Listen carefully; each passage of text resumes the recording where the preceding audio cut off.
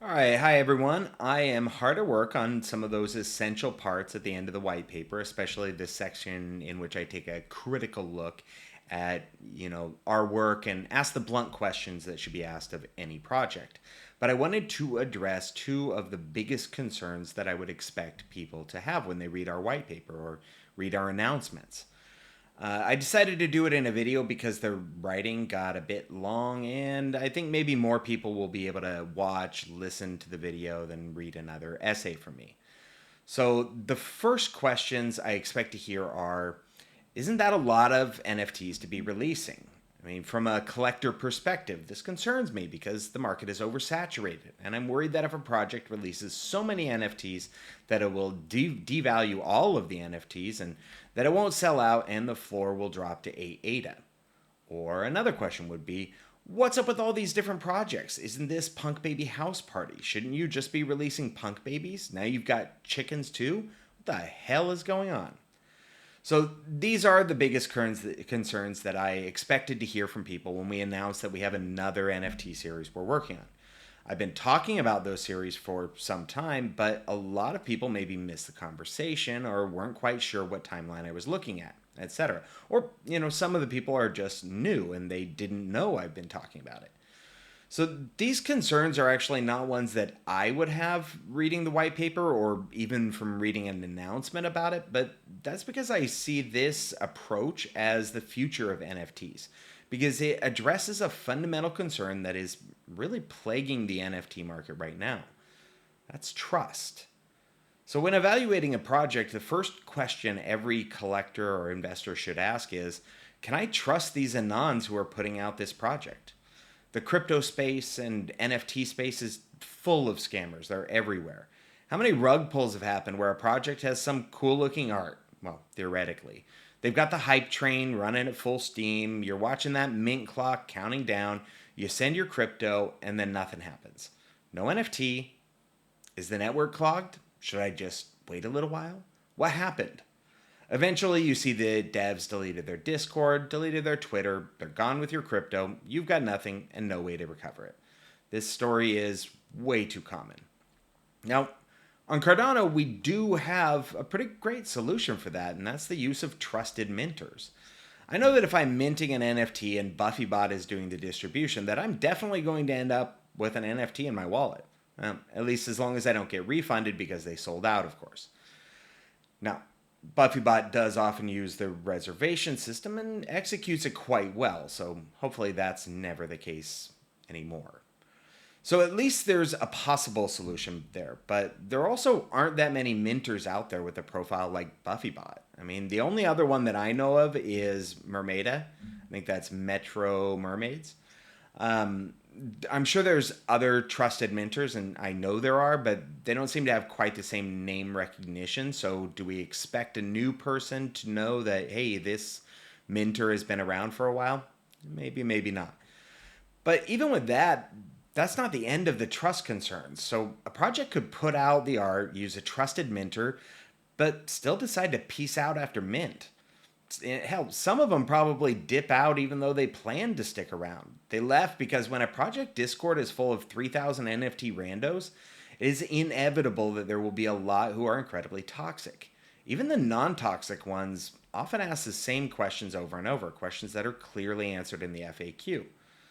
So, do the project devs have what it takes to not sweat the pressure and keep moving forward? Do they have a plan? Do they have a vision? Or are they just doing the same thing everybody else is doing? So, these trust issues are why I prefer to mint from projects that have been around, that have already minted NFTs. They show they're committed to the long haul. And I love it when I see projects that are thinking creatively. So, I look at Clay Nation. A lot of projects that are trying to add utility. Where's the utility? Where's the utility? And I get that. I get that. Uh, you know, the idea of digital identity, that only goes so far. Your digital clothes, well, is it verifiable really? So, someone can use whatever Twitter profile picture they want.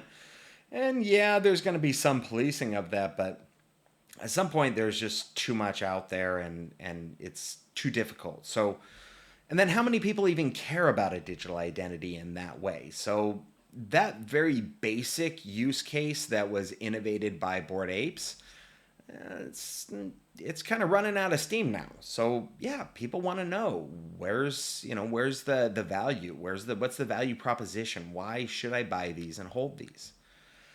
So that's there's a lot of stuff going on there, and when I see a project that is finding new interesting ways like Clay Nation, where to participate in some of their mints you have to own Clay Nation.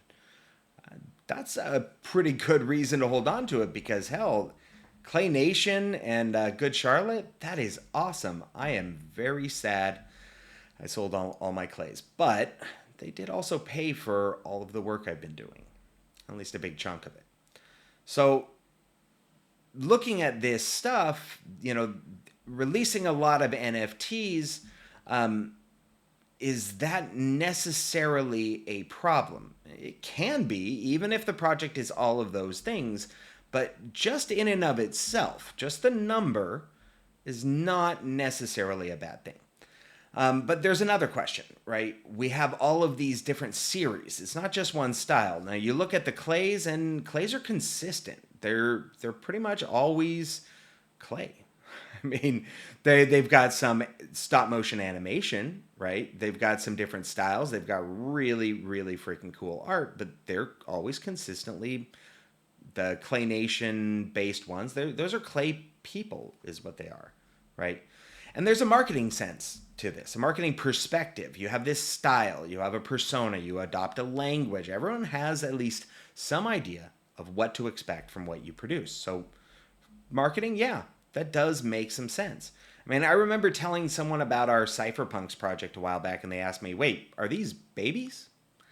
Now, given that our releases so far have just been babies, that is a reasonable question to ask. And considering every other team out there sticks to a single style, it is normal to expect that to be the case. But we're not just babies, we're punk babies. The punk philosophy is all about rejecting advice that we're told to do just because that's the way it is. A punk asks, why should it be that way? Why should I obey and just do it this way? So when you look at this space, a lot of people, the NFT space, a lot of people may be unaware that there are a lot fewer people producing projects than you might think if you just look at the number of projects. There are a lot of people working on 6 to 10 different projects. And with so many being anonymous, there are likely whole teams working on multiple projects using different identities. When I first started developing Pablo back in August, I assumed that we would do the same thing as everyone else. We would hire some more artists to produce the art, and we would create a special Twitter, Discord, website, etc., and stay on brand for each project. Babies are babies, Pablos are Pablos. That seemed like what we were supposed to do. But, it really rubbed me the wrong way. It feels dishonest. It doesn't matter if it's a common practice. And then I started looking around at all the fragmentation, all the hype, all the lack of transparency, and I knew that I wanted to produce something different. I wanted to produce a brand. I wanted to be the change that I wanted to see in the world. So when I'm talking about building a brand, I'm saying that I want to build a brand that is not known for being a single specific style, but rather to tie the founding style, that punk baby, to something even bigger. I wanted it to represent a philosophy. And I wanted that first style, that baby, we've got that baby's head, it's stamped on everything we produce. It really does represent who we are, no matter what the NFT project is that we release, no matter what style it is, whether it's pixel art or photography, it is still punk baby. So first of all, as I said, punk, it's about challenging what society around us tells us is the way we must be, how we must dress, and whether we should just obey. And babies, they're explorers. They're little scientists. They're always curious, always experimenting, testing, tasting, learning. They never quit. They never feel like, oh, they've got it all figured out. They are always looking for something new. And that's what we're doing. Instead of building a brand based on the premise that whatever we put out, you know what it's going to look like. I want a brand that when we announce that something new is coming out, that you become excited, that you can't wait, not because you know what it will look like, but rather because you know that it will be something nobody else is doing. You know it will push the boundaries. I want a brand that is built upon mystery, upon not having the faintest clue what we'll announce next. Will it be software? Will it be an NFT? What the hell could it be? All that you know is that it will be extremely cool and it'll be different from what everyone else is doing. Now, the final part of the concern in those questions is what about the raw number of NFTs? I mean, isn't that just too many? Isn't the market oversaturated right now? No, I don't think the market is oversaturated right now. I mean, far from it. Yeah, I think the market is oversaturated with either crap projects or really good projects that just aren't doing anything different enough to excite people. It's just not new enough. It's a lot of the same promises, the same stuff. Sure, it might be really cool art. That might be a really well done animal, the traits, the attributes, the stuff. Maybe you don't even include a Santa hat. It's cool. It's nice, but at this point are animal profile pictures randomly generated 10K, is that actually unique, regardless of whether the image itself is not exactly the same as another or it being fresh art or not? How unique is it really right now? Most of what we see out there, it is a lot of the same. There are some new stuff. There are some innovative projects out there. There's some exciting stuff going on. But that's not the majority. So when you say the market's oversaturated, when you look at a project and say, hey, it's struggling to sell out, and you look at it and you say, this is really cool art. Why is it struggling to sell out? Well, maybe it's just that people want something fresh. And that's what we're providing with everything we do. Our NFTs, our nonprofit work, our PBHP creator software. Nothing we do is like what everyone else is doing. Not our organization, not our products. Now, I do joke about a bit about the pixel chickens. If you read my white paper, you saw my my jokes on there and a little bit of shade being thrown. Yeah, it's pixel art animals. Oh, but hey, there's breeding and racing. Yeah, not exactly groundbreaking stuff. None of that, right? And those parts, yeah, they aren't. They're not what we intended to be groundbreaking. For that matter, I chose something specifically that would be relatively simple in that regard so that we could focus on breaking new ground in some other way. So first of all, they're on-chain, and it's generative on-chain art. Well, how different is that? Some people really care about on-chain, some people don't. I've actually not seen any generative on-chain art. I'm not sure why. Maybe it's there, maybe it isn't. Maybe there's several and just nobody likes them.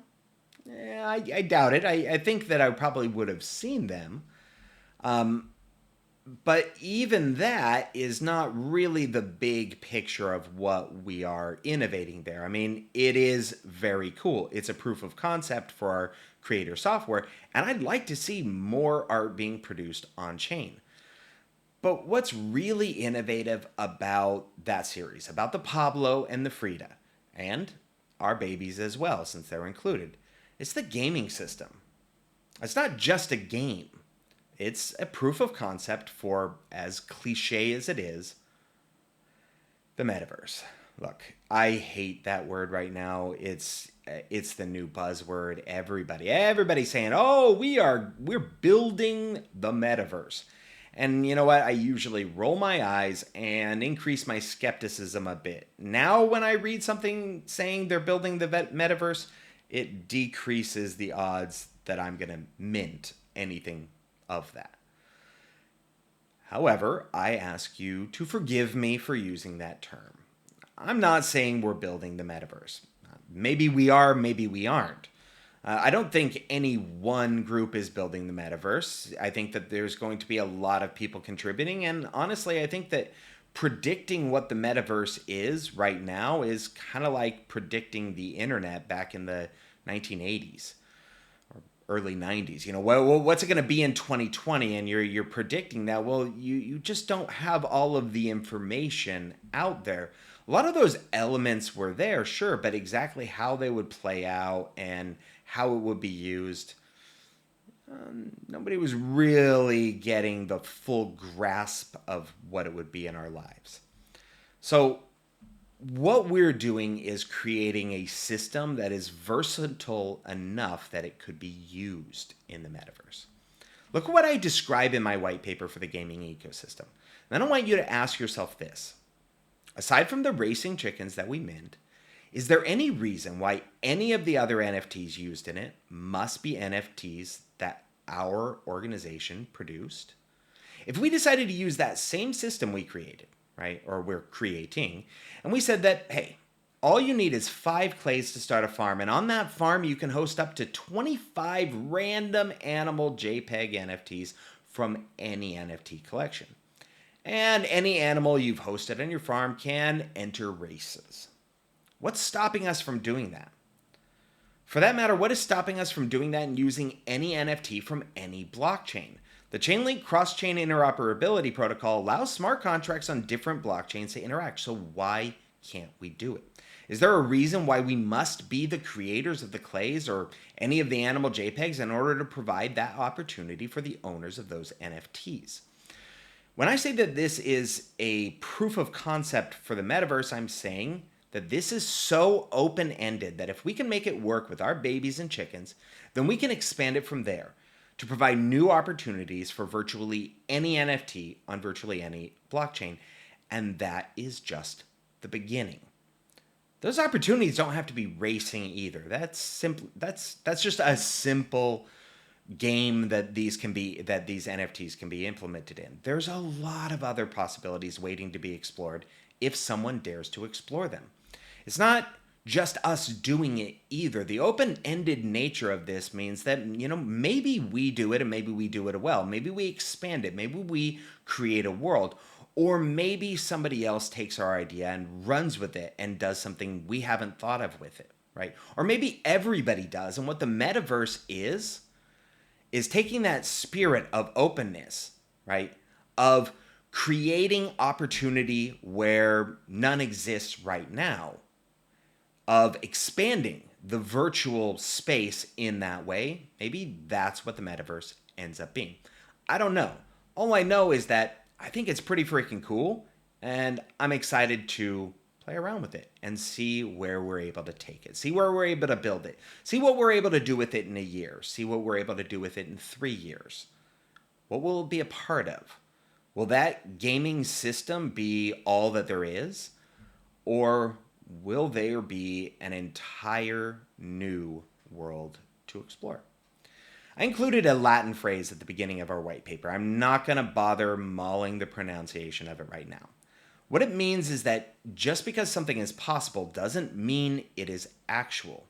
Blockchain, NFTs, we all know the possibilities are enormous, but they won't become real until we actually make them real.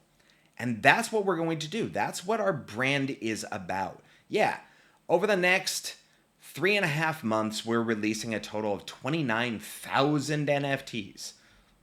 Little less than 10,000 per month. 3 different collections. Is that too many? Well, considering what we're doing with them, no. I don't think it's too many at all. That does get us to the biggest concern that I actually would have if I read the PBHP white paper. Those are some grand ambitions. What makes you think you can make them happen? Why should I believe that you can take these things from possibility to reality? And those are critical questions. Are we qualified to make these happen? How many game designers, how many game developers do we have on our team? Can we juggle that many tasks at once? Obviously, my answer is I think we can. If I didn't think I could do it, then we wouldn't be trying at all. But why should you think that maybe I can? First of all, look at what I've done over the last couple months. I've invested tens of thousands of ADA of my own money hiring staff, paying them very well and paying them in advance. We now have 8 full-time people working for PBHP, 3 founders and 5 staff, and by the end of this month, that number will have grown to 10 total. Next month, we begin hiring more developers. Developers for the software, developers for the game, developers for the web, all of that. And we'll be hiring more the month after. We've already started putting out feelers for Plutus devs. Those are not exactly all over the place. I've reached out to some people who are also looking for Plutus devs. We're combining our resources, and I'm confident that we'll be able to make it happen. But it won't be easy. That's fine. I'm okay with doing things that are not easy. The other side of it, the cross-chain side of it, involving Polygon, which allows us to do microtransactions. It allows us to do a lot of things that really, to do them, we need to have those tiny, tiny gas fees and Polygon has that. And I'm hoping that with Hydra, Cardano will have it, but Hydra's not here yet. I want to get this going. I want to get this developed. I want to experiment. And I like cross-chain stuff. I'm not a maxi. I think that Cardano is the future. I think that NFTs on Cardano are arguably maybe the only NFTs, the only true NFTs. Maybe the others are proto-NFTs, or maybe they're just fractionalized smart contracts. I think that Cardano is doing the work that it takes to actually make the possibility of blockchain a reality. But that doesn't mean that there's no space for any other blockchains out there. I don't think that's the case. And so I'm excited to experiment with cross-chain integration, especially if that means that we can build something that will be bringing over NFT collectors from Ethereum, from Solana, to a Cardano world. I think that'd be pretty awesome. I'm also not simply asking folks to buy our NFTs to fund my ambitions. I've been putting up my money to make it happen. I've put up far more of my own money than I have collected back. Part of that is because we have so much staff and we pay them so well. That will not always be the case. I do expect to end up making back some of that large investment I put in, but I will also continue putting that right back in. I also spent years working as an operation manager with 3 managers below me and dozens of staff below them. I had to coordinate hundreds of events each week for a district that covered thousands of square miles. To be honest, this is a bit less work and a lot more fun. What we've been focused on doing is not simply looking within the NFT space for staff, but expanding our search to include highly qualified normies. That does mean there is an onboarding period, but it also means that we've been able to seek out people who will eventually be able to take charge of divisions. That right now, I've been putting in a lot of work and a lot of juggling in order to get those balls rolling. But since the people working for us are empowered to let their creativity flow, to have independence rather than be micromanaged, and to have profit sharing that ensures that the most money they make is if what they produce is successful. With all of that, we end up with an organization that's able to function individually and collectively. It does not constantly need to be directed. People do not constantly need to be told where they can go. Once they understand what we're doing, once they understand the vision, they can take that themselves. They can run with it. They can create new things. They can experiment. And together we have something more. We can pursue innovations that other companies simply can't pursue because this structure has an agility that other corporations, other companies, other projects, other organizations just don't have. I can't do it all. I can't even do half of what we've already done, but I can hire people. I can direct people, and together we can do it all. But ultimately, these are just words and promises. I don't expect everyone to fully believe that we can do everything we're setting out to do. After all, we are trying to do things that each one of them is something nobody else is trying to do, let alone all of them together. I expect to have to prove over and over again that we can and will deliver. So why should you believe me? Well, don't. Just watch me.